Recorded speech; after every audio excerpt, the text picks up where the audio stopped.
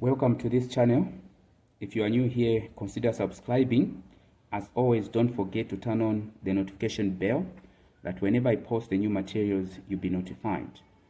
This is our first day in a week for organic chemistry, and in this video, I'm going to introduce the topic. The first thing, we define what organic chemistry is. So what is organic chemistry? Organic chemistry is a study of carbon compounds, excluding any oxide and carbonate. So in the study of organic chemistry, we normally focus on those carbon compounds, but in this case, we exclude oxides and carbonates. Having defined what organic chemistry is, or before we go further in the topic, we'd like to look at the terms associated with the study of organic chemistry, or the terms used under organic chemistry. So what are the terms? So the first term is organic compounds. Now, what are organic compounds? So organic compounds are compounds which contain carbon but exclude any oxide and carbonates. Are compounds which contain carbon but exclude any oxide and carbonates. The second term we look at is hydrocarbons. What are hydrocarbons?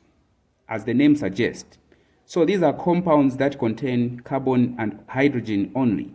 So if you're asked to define what hydrocarbons are, these are just compounds that contain carbon and hydrogen only. Examples of hydrocarbons, we have alkanes and alkenes. So these are examples of hydrocarbons. The third term we define is homologous series. What is a homologous series? So it's just a family of similar organic compound. It's just a family of similar compounds. So the keyword here is family and similar. So the members from the same family are similar. Okay. Now, what are the characteristics of members that are found in the same family? What are the characteristics of members that are found in the same family? In this case, characteristics of a homologous series. So members that are found in the same family have similar chemical properties. That is how they react, or they react in the same way. But they differ in their physical properties. What are some of these physical properties we are talking about? So we have density, we have melting point, boiling point, and molecular mass. So even if they are similar in terms of the way they react, they have different physical properties. Okay, so those are some of the physical properties that we can look at. The second one is that compounds that are found in the same family have similar methods of preparation. So they are prepared in the same way. So in terms of preparation, they have a similar method of preparation. That is those compounds that are found in the same family. The third one is that they conform to the same general molecular formula. They have the same general molecular formula. So under each homologous series, we are going to look at different general formulas. In this case, those that are found under the same family, they have they conform to the same general molecular formula. All right, let us now look at the nomenclature of organic compounds. How are they named? Okay, what is the systematic way of naming them? That is what we are looking at. That is the nomenclature of organic compounds. So nomenclature is just a standardized way of naming organic compounds, and it takes into account the prefix and the suffix. The prefix we are just looking at the beginning of the name, and the suffix at the end of the name. In naming organic compounds, we take into account the prefix and the suffix. Okay. Now, what are these prefixes? Okay, those that are found at the beginning of the name. So prefix, the table below shows the number of carbon in a compound. So the prefix of an organic compound, the first part of the name, talks much about the number of carbon it contains, or it just shows the number of carbon it contains. So now, in the case where it contains 1 carbon, the prefix is meth. Meth is associated with 1 carbon. Eth is associated with 2 carbon. Prop, 3 carbon. But, 4 carbon. We can go on to 5, which is pent, 5 carbon. Hex, 6 carbon. Hept, 7 carbon, oct 8 carbon, non 9 carbon, and deg 10 carbon. So those are the prefix in relation to the number of carbon they contain. What about the suffix? The suffix we are looking at, we are talking about the end part of the name. So the end part of the name, which is a suffix, shows the organic family of the compound. So in the case of alkanes, the organic family is alkanes. The end part of the name is N. Alkenes, in. Alkynes, ein. Alcohols or alkanos, ano. Then carboxylic acid, anoic. Esters, we have anoiate. So if you are to look at this from the first part, if you are to look at the prefix here, if you are to join, let us say we are looking at the member, the family, which is alkane. So the first member in this case, the one that has 1 carbon, if we are to join the name meth and N, it will give us methane. So the second one, it will give us ethane. The third one, the one with 3 carbon, to give us propane. So this one is the one that is found at the end of the name. So for a family, this one is the one that is at the end of alkanes. But for number of carbon, it differs. It changes, depends. Okay, so for 1, it's just meth, so methane. 2, ethane. 3, propane. Butane. Pentane. Hexane. Heptane. Octane. Nonane, decane. So that is how they are named. Okay, so we can go on to look at also other families such as alkynes. So for alkenes is methene, though there's no alkene with 1 carbon, so we start on ethene, propene, butene, and going forward. So let us look at the first member now in this case, which is alkane. So we are going to start by looking at the first organic family, which is alkane. What are alkanes? So alkanes are saturated hydrocarbons. They are just saturated hydrocarbons and contain a single bond. So in this case, saturated, which means they cannot they do not have a site for chemical attack. They do not react. They are unreactive. That is what it means, unsaturated. So alkanes are unreactive, saturated hydrocarbons because they have a single carbon-to-carbon bond, or they do not have a functional group, and that makes them unreactive. They conform to the general formula of CnH2 plus 2. So in this case, what does N stand for? N stands for number of carbons, where number of carbons start from 1, 2, 3, going up. Okay? So in the case of the first, if we were to write the molecular formula of the alkane in the series, the first one in the series, we are talking about having number of carbon 1. So we just replace in the formula C, we put 1 there, where there's N, H2, we put 1 there, then plus 2. So in this case, 1, H2 multiplied by 1 is just 1 plus 2, 4. And this is the methane. So that is how you determine the molecular formula of the compound under the family given the general formula. So all of them, they conform to the same general formula, which means they are made from the same general formula. If you are to look at, okay, let us look at the second one. In this case, it has a prefix of ethane. Ethane has 2 carbons. So if we are to replace a 2 here where it is N, it will be C2. Then H here, 2 multiplied by 2, it will be 4, plus 2, it will be 6. So the second one, which is ethane, is C2H6 in terms of molecular formula.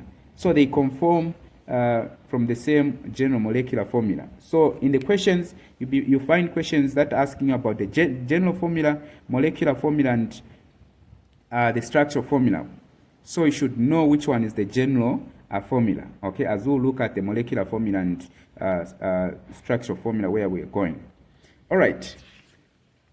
So the first step now, in this case, we need to know the first 5 alkanes in the series. So the first one, so we are saying number of carbon, name, methane, molecular formula, this one, and the structure formula here. Okay, so this one I've already explained here how to do it. So here, number of carbon, just stand number of carbon. When the alkane with 1 carbon, it is called methane. That is the name. The molecular formula is CH4, like I've found it here. And the structure formula, you just put carbon at the center and connect it to 4 hydrogens. And please take note that carbon form 4 bonds, so it cannot accommodate more than 4 bonds. Okay? All right. Let us look at another example. In the case of the number of carbons, we look at another example. In this case, the second in the series, the one that has 2 carbons. So still, this one still applies here. This one, number of carbon, name, molecular formula, and the structure formula. So this is just what I'm doing here. So number of carbon here, molecular formula, I'll put MF. This is the name, molecular formula, and structure formula. Okay? So in this case, the second one is ethane. Okay, because the prefix, how did I know that it's ethane? Because it has 2 carbon and the prefix is eth. It's found from alkanes. We are looking at alkanes, so I just get the suffix, which is n, and add gives us ethane. And in terms of molecular formula, how do I know? The general formula is C NH2 n plus 2. In this case, n number of carbon. So 2 carbon, where there's n2, here 2 multiplied by 2, 4 plus, so giving us CH2H6. The structure formula, you just put how many carbons are there. There are 2 carbons. So you start by writing the chain of carbon. And how many hydrogens are attached to this? I said 1 carbon should be attached to 4 bonds. Okay? So there are 6 hydrogens. So hydrogen here, hydrogen there, hydrogen there, hydrogen here, hydrogen there, hydrogen here. So hence giving us the structure. So this is the structural formula. So please take note, this is the molecular. It shows the ratio of atoms bonded, but in this case, the structure formula shows the bonds, and the name here just suggests where it is coming from, looking at the prefix and the suffix. Okay, so you can write from 3, 4, and 5, like I've done. Number of carbon is already indicated is 3, so here you just write the name, you write the molecular formula, and you draw the structural formula, and be able to post in the comment section. I'll be able to check. All right, let us look at now the physical properties of alkanes. What are the physical properties of alkanes? Okay, how do they behave physically? So in terms of density, so when we are talking about physical properties, remember we're looking at density, boiling point, and molecular formula. How is it then for alkanes, those that are found in the family of alkanes? So you know that in alkane, if you look at the prefix here, the number of carbon increases. And of course, as the number of carbon increases, so is the density also increases. As you know, density is equal to mass over volume. And the molecular, in this case, mass of, mass of ethene and methane, they are not the same. So as you go down the group, as the number of carbon increases, the density of the compounds increases. So density increases with increase in the number of carbon in the compound. What is the second one? The boiling point and melting point increases with increase in the number of what? Carbon. So also the boiling point, melting point increases. The molecular weight increases with increase in number of carbon in the compound.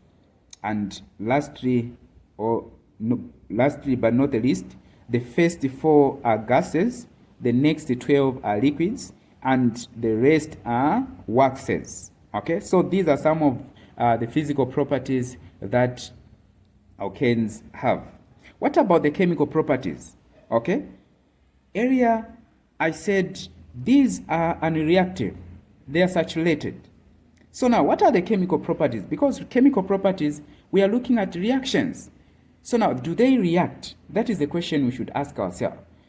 If we are saying they are non-reactive, then how do they have chemical properties then? So in terms of a reaction, alkanes are non-reactive because the bonds between the carbon atoms are stable. So carbon has how many bonds around it? I said 4. And in this case, it is occupied.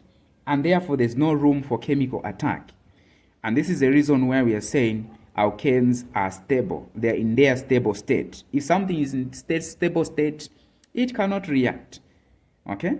But despite alkanes being unreactive, they undergo a certain type of reactions. Okay? So, but their chemical properties allow them to undergo certain types of reaction. One of the reaction alkanes undergo, even if we are saying they are unreactive, is combustion. Now, combustion, we are just looking at burning in presence of oxygen. So alkanes burn, or they burn in presence of oxygen to give out a lot of energy. Okay?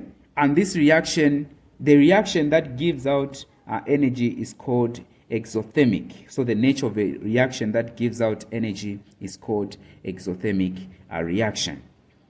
All right, let us look at now the types of, because this combustion can occur at different stages, okay? Can occur in different conditions. So we'll look at the first condition. Since we are saying combustion, alkanes undergo combustion reaction, and combustion is just the chemical, the burning in presence of oxygen to produce energy. There are types of combustion. So combustion can occur in full supply of oxygen or in limited supply of oxygen. So the first type of combustion we look at is complete combustion. Complete combustion, we are looking at burning in full supply or plenty supply of oxygen. What are the products? So in this case, when alkanes, so please note that it's alkanes, not only one member. We said they have same chemical properties, the way they react, same. So alkanes plus oxygen, in this case, in plenty supply of oxygen, what is produced? Carbon dioxide and water. This is when there's full supply of oxygen. So that is one of the conditions. When there's full supply of oxygen, alkanes burn to produce carbon dioxide and water. Okay? Take note. So in the case of the example that we have here, this is methane plus oxygen. What is produced? Carbon dioxide and water. So please, the equation is just balanced. That's why you are seeing these moles. So 2 moles of 1 mole of ethane burn in 2 moles of oxygen to produce 1 mole of carbon dioxide plus 2 moles of water. All in all, the general reaction is that carbon dioxide and water is produced. What about in limited supply? So the other term that they use is limited supply. Okay? So in limited supply or short supply, alkanes undergo combustion reaction, but in this case, the products that are produced, we have carbon monoxide and water. And the question that you might expect in an exam is, what are the dangers of incomplete combustion of alkanes? And to answer the question, you look at the dangers of carbon monoxide. So carbon monoxide is the gas that has a high affinity for hemoglobin, and therefore it binds permanently to hemoglobin and reduces oxygen supply. In short, it destroys the brain cells because the brain cells are starved of oxygen. Instead, carbon monoxide is applied. All right, let us look at the second type of reaction, which is substitution reaction. So substitution reaction has to do with substituting the hydrogens, because alkanes are made up of hydrogen and carbon. These are hydrocarbons, as discussed. So in this case, we are saying alkanes undergo substitution reaction with group 7 elements, gases. That is chlorine, bromine, that is chlorine and bromine. So in the presence of UV light, okay, undergo substitution reaction with group 7 elements, that is halogens, chlorine and bromine, in presence of UV light. Okay, so in this case, this is an example of a substitution reaction, and we have methane undergoing substitution reaction. Chlorine, please, is a diatomic. There are 2 chlorine attached, cannot exist on its own. So in this case, that is the reason why it is written like this. So 1 chlorine substitute or replace where there's hydrogen. Okay, in this case, I should have put here, but it's okay. So in this case, it will be the resulting molecule or compound will be like this. 1 hydrogen is replaced by chlorine, and that hydrogen which is replaced, it reacts with another chlorine here and form a hydrogen chloride gas. So in this case, the name is no longer methane. How do we name this? So we have 1 chlorine, and when chlorine reacts in this case, it becomes chloro. So this compound is going to have the prefix of chloro, in addition to the name, to its name. So it will be chloromethane. Okay, so it will be chloromethane. Now this chloromethane can undergo substitution reaction again. So now this time around, another hydrogen is substituted. You have 2 hydrogens substituted, and you are remaining only with 2. Okay, so this is chloromethane undergoing substitution reaction. Please, the condition, remember, UV light. That is the condition, or at high temperature. So the name of this one now, there are 2 chlorine in a compound. So 2 in this case is di. So it's dichloromethane. Okay. If again this one undergo a series of substitution reaction, 3 hydrogens will be replaced, which means a compound will only remain with 1 hydrogen, and in this case it will be, since there are 3 chlorine, it will be trichloromethane. Again, this one can undergo substitution reaction where all the hydrogens this time around are substituted, so you are remaining with no hydrogen, and it is called tetrachloromethane.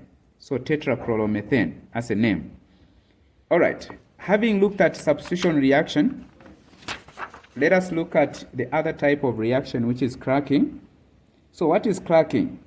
So cracking is just a breakdown of large, heavier and complex hydrocarbons molecules into simpler and lighter molecules.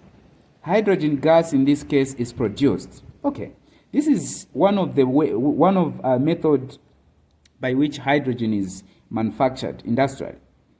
So what are the reasons for cracking? Since we are saying cracking is just a breakdown of large, heavier and complex hydrocarbons molecule into simpler ones and lighter molecules, and hydrogen gas is produced in this case. What are the reasons for cracking large molecules? In this case, you have molecules that have a lot of carbon. Let us say in the case of decane, has 10 carbon and 22 hydrogens. This is a large molecule. Now, why do we crack it into simpler molecules or lighter ones? Okay, so in this case, to answer the question, one of the reasons for cracking, and this question comes normally, please, what are the reasons for cracking? So you can put it that way or in this way: to meet the demand for small hydrocarbons. Now, small hydrocarbons, most of them are the ones that we use in our everyday life. For example, petrol, diesel, these are small ones. And you can just see the demand. There's a demand for these small hydrocarbons compared to the big ones or large ones. So in this case, to meet the demand for small hydrocarbons, large molecule are cracked into smaller ones. I'll give an example of a molecule that can be cracked. So in this case, let's say butane, because you're going to find questions where they give you the product of cracking, or in other words, they ask you what could be the possible products if such molecule was cracked. So I'll give an example of butane. Butane has 4 carbons, so this is butane. Now, butane can be cracked, okay, through cracking. Can be cracked into, in this case, methane. Can be cracked into methane, which is smaller or lighter than butane, plus, so in this case, and let me draw it here, and propene. Okay, propene is a 3 carbon organic compounds, in this case under alkenes. Okay, so can be broken down into propene and methane, or it can be broken down into ethene. You know the structure for ethene and ethene. Okay, so these are possible way of cracking. So in this case, cracking of butane can produce methane and propene, or ethene and ethene. Okay, so that is how it happens. All right. So the reasons, the other way you can put the reasoning is that it helps to meet supply it may help to match supply with demand. So in this case, what is on demand? Smaller molecules. And now to meet the supply, to match supply and demand, there is need to break down a lot of these large hydrocarbons into smaller ones. Okay, so these any of these can do on the reason why cracking is important. What are the importance of cracking? Types of cracking. So you are going to find a question in exam questions where they ask you types of cracking. So we have 2 types of cracking. Now, cracking as we defined it. So in this case, cracking, or to break down these heavier molecules or large complex molecules, can be done in 2 ways. You can use heat, so that is called thermocracking, or you can use a catalyst with less energy. In this case, it's called catalytic cracking. And therefore, 2 types of cracking we have: thermocracking and the catalytic cracking. Okay? All right. Let us look at now isomers. What is an isomer? So the word iso means equal. So something has to be equal. So in this word, something has to be equal. Now, what's that? That is equal. So isomers are organic compounds which have the same molecular formula but different structural formula. Alkanes above 3 carbons exhibit isomerism. So what this means is that certain compounds can exist in and can have same molecular formula. In this case, can have same molecular formula but different structural formula. So structural, we are just looking at how the bonds are attached to carbon, or the bonding. So in this case, we're saying those that are above 3, which means butane. So butane, here is the structure for butane, can also exist in this form. If you look at this one, how many carbon? 4 carbon, so C4. How many hydrogens? So hydrogens we also have 1, 2, 3, 4, 5, 6, 7, 8, 9, 10. 10 hydrogens. What about this one? How many carbon? 1, 2, 3, 4. C4. How many hydrogens? 1, 2, 3, 4, 5, 6, 7, 8, 9, 10. The molecular formula is the same, but are they the same in terms of structure? There's a branching here. Okay? So this is how isomerism occurs. When a carbon is branched, or is replace a carbon, a hydrogen I mean, is replacing, it replaces a hydrogen and forms a branch. That is isomerism. That is how isomerism is formed. So these have same molecular formula but different in terms of structure. That is how we define isomers. Okay? So now, how do you name this isomer? This one is butane, but what about this one? So naming isomers, you take into consideration, this is in this case under alkanes, you take into consideration the branch. Okay? So alkanes, they form a branched isomer where there's a branch of carbon. So in this case, if the branch is 1 carbon, is called a methyl. So where there's a branch, the prefix becomes methyl. Where there's 2 carbon branch, it's ethyl. 3 branch is propyl, and 4 is called butyl. So branched isomer, how do we name it? So the first one, you need to find the long chain. So in this case, if you are to count number of carbon, then the one that the part with a lot of carbons, that is the long chain. So if you are to count in this direction, there are how many? 1, 2, 3. But in this case, if we are to consider counting downward, 1, 2. So the longer chain is this one. And in naming, so first find the long chain. Then secondly, find the position of the branch. Where is the branch positioned? So now, if we are to count here, if you start counting from here, this one will be carbon 1, this one will be carbon 2, this one will be carbon 3. If you were to start from here, this one will be 1, this one will be 2, this one will be 3. Okay? I will explain about prioritizing the branch as we go on. So in this case, the branch is at carbon 2. And what is the name of a branch? The branch has 1 carbon, so it's called a methyl branch. So in writing the name of this, the branch is at 2 dash. The name of the branch is methyl. Now, what is the name of the long chain? An alkane with 3 carbon is called propane. So this is just a propane. So therefore the name is 2-methyl propane. That is how this one is named. All right, let us look at another example. So we said butane has only 2 isomers. What about pentane?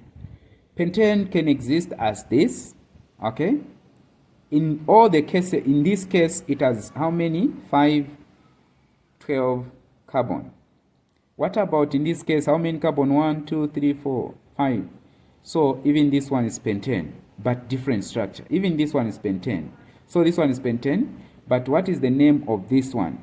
Isomer from pentane, this one. So like I said in the previous part, that the first thing you find the long chain. And it's the one that has a lot of carbon. So in this case, going this side, you have 1, 2, 3, 4. Going down, you have 2. So how many carbon? 4. So the long chain is this one. So now if you are to count from here, this one will be 1, this one will be 2, this one will be 3, this one will be 4. This one will be 1 if you are to count going this direction, or count going this direction. So counting going this direction, this one is 4. But backward, this one is 2, this one is 3, this one is 4. Okay? So now, here that is when now the concept of prioritizing comes in. So you prioritize the functional group. So you give the lower number to the not the functional group, please, the branch. You give the lower number to the branch. In this case, you want to prioritize the branch when naming the compounds. So in this case, if we are to count from here up to here, this one, the branch is at 3. But if you count from here up to here, it's at 2. So we consider counting going this direction because it's giving the lower number where the branch is. Going this direction, the branch is at 3. Going this direction is at 2. So we want the lower number, which is 2. So 2, what is the name of the branch? Methyl. And the long chain, 1, 2, 3, 4. So butane. 2-methyl butane is the name of the compound. What about this one? So the long chain, if we are to count, this one has 3, this one has 3. So whichever we choose, it will give us the same name. So I'll choose this one as the long chain, okay, which means whatever remains outside becomes the branch. So it's a branch, long chain.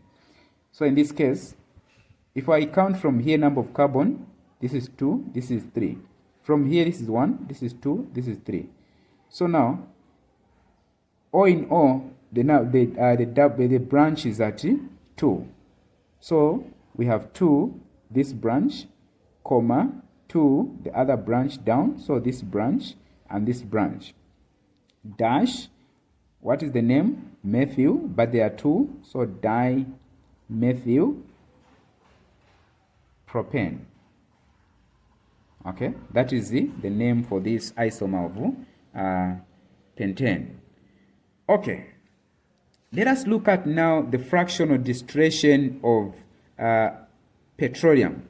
Since we said these compounds under cracking, we said these compounds are needed most of them that are on demand are those that have a small number of carbons. But now, how are they obtained?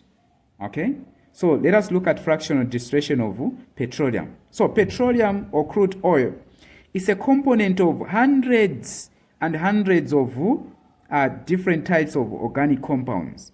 Okay, the mixture are called fraction. So in petroleum you find hundreds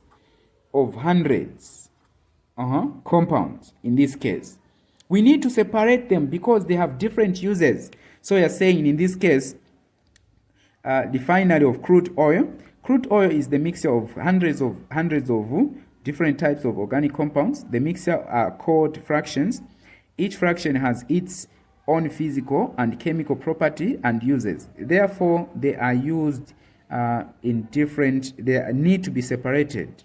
Okay, and the process of separating these is called the finally of crude oil, and it's done through a fractional distillation. Now, fractional distillation, you know that it takes into account the characteristic of different boiling point. So in this case, to separate these compounds from crude oil, which contain a number of them, we use different boiling points because different compounds boil at different boiling point, like we discussed already in terms of their physical property. So we take into account the physical property, which is boiling point.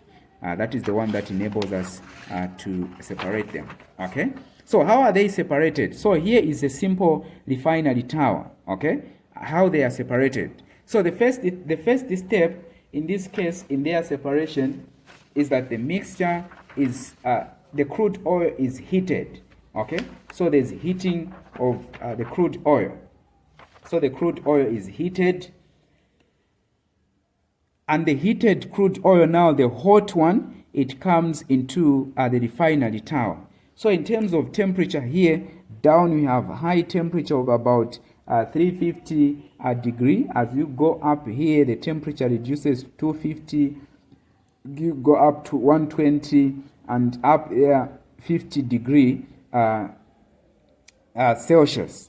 Okay, so these are the temperatures. So the hot crude oil is pumped into the refinery tower, and the refinery tower is hot at the bottom here, so it causes the mixture to rise up the fractions, and in that case the one with the lowest boiling point will boil out the first there. So the way this is designed, as you go down the boiling point, only those with high boiling point, so the heat is high at the bottom here and lower at the top there.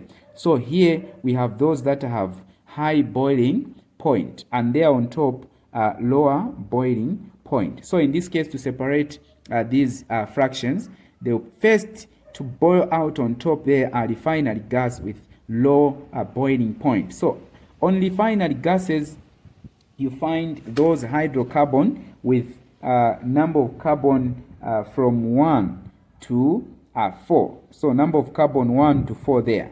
These are the ones that comes out as refinery gases. Then we have petrol. Petrol are those that have number of carbon 5 to 10 are the ones that comes out as petrol.